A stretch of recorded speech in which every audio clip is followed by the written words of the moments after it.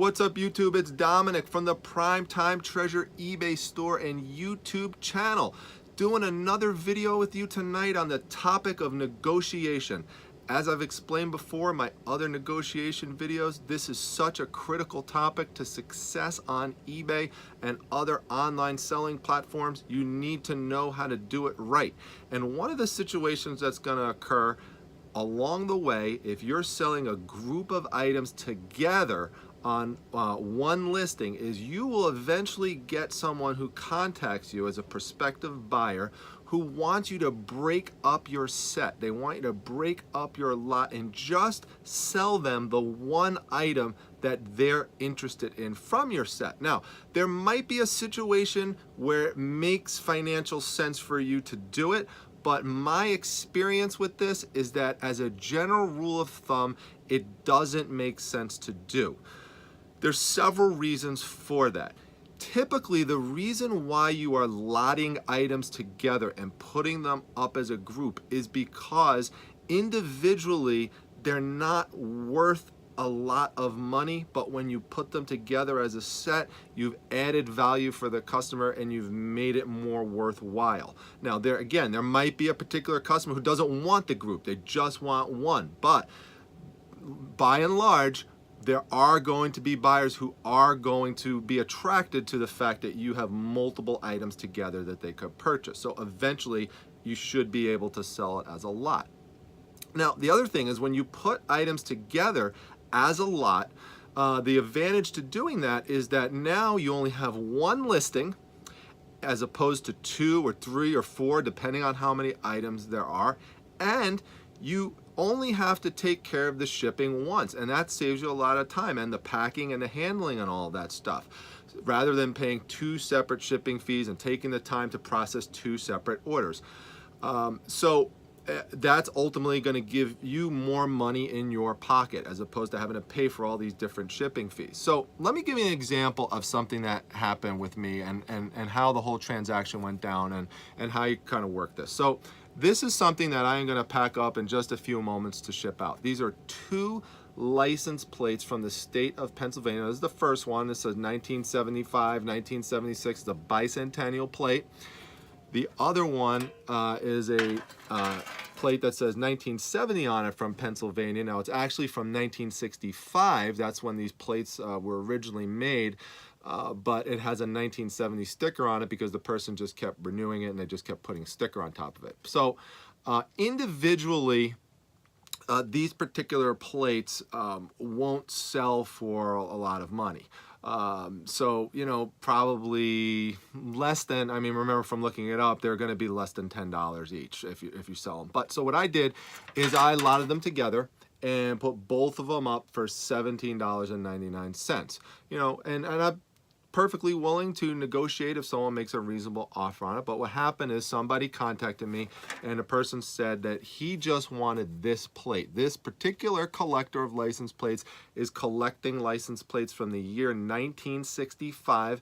He has 19 of the plates from the 50 states, and Pennsylvania is one he doesn't have, so he wanted to get this one. Now, when he contacts me, he uses the word need. He says he needs this one. Okay, so he's already kind of tipping his hand to me and telling me that this is something he highly desires. So I know in this situation, again, I've talked to you in other videos about having leverage. I know in this situation now that I have some leverage because I have something that he really wants. It's the whole concept of supply and demand. You know, he really wants this particular item. So he asked me if I'd just sell him this one. Well, I already have both of them listed. I know that there's someone out there who's going to buy them based on my research on completed solds. So I don't want to take the time to take this one off, take the listing off, relist the other one.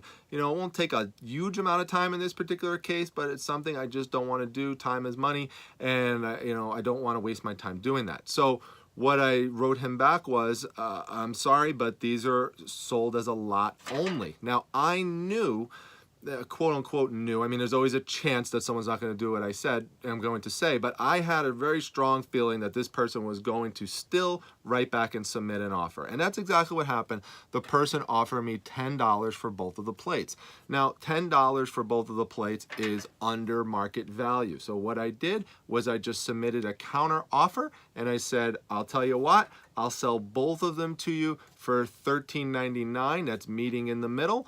And sure enough, he had a couple other questions about the plates. I answered them, and he was happy to pay the $13.99. Now, if I would have broken up the set, if I would have broken up the lot and just sent him this one, I would have then had to relist this one and been stuck with a license plate that if I sold it, I only would have made a couple of dollars on. So in the end, it makes more sense to stick to your guns in most of these situations. And this is not just based on this example, but based on other examples that I've had in the past with collectible items. It generally makes sense to stick with it. If a collector particularly has their eyes on something that they want, as long as they can make some sort of little deal with them, they'll generally make that deal with you, and you'll be able to sell it. Of course, they're going to try to get it for less, but you know, this is a good example of how you can make a great deal with somebody and save yourself some extra time. Just stick to your guns. Again, you don't have to be rude,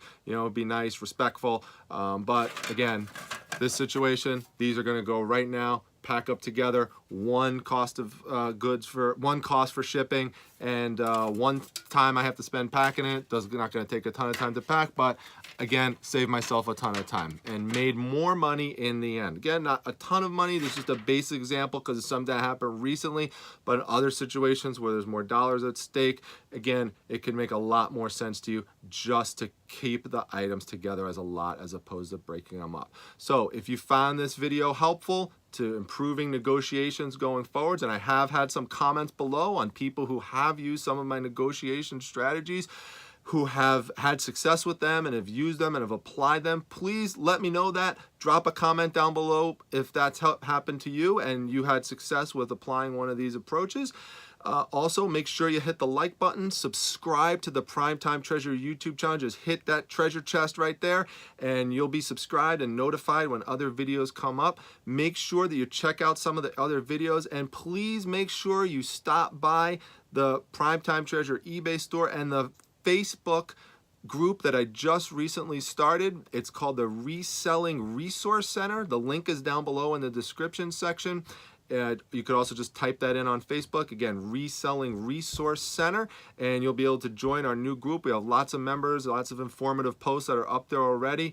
You know, very friendly group. You know, no politics, no nasty bashing of each other. You could feel free to promote your brand and product in a non-spammy way. And I'd love to see you there. I'd love to see you a part of the group. Just send a join request, and as long as everything looks okay with your profile, you're in. I hope to see you there and see you at the next video. Have a great week, everybody. Bye-bye.